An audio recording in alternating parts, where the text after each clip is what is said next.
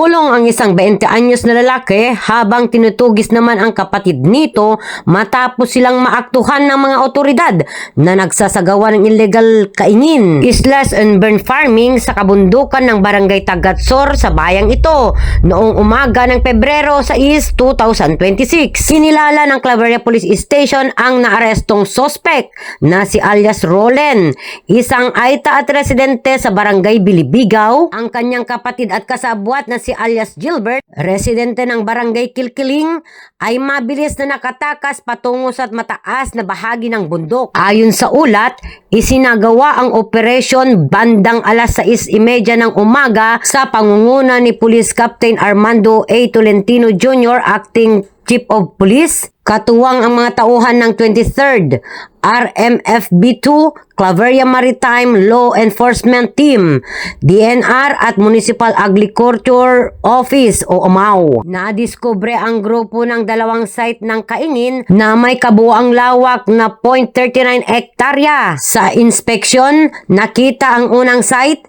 0.18 hectares ang 42 na tuod o stump ng mga pinutol na puno, habang ang ikalawang site na 0.21 hectares ay mayroong pang 10 putol na puno. Base sa investigasyon, si alias Rolen ay tumutulong lamang umano sa kanyang kapatid na si alias Gilbert na siyang itinuturong principal suspect. Agad na dinala sa himpilan ng pulisya ang naarestong suspect at inihahanda na ang kasong paglabag Section 68 ng Presidential Decree Number 705 Forestry Code of the Philippines. Patuloy naman ang hot pursuit operation ng pulisya upang madakip ang nakatakas na suspect.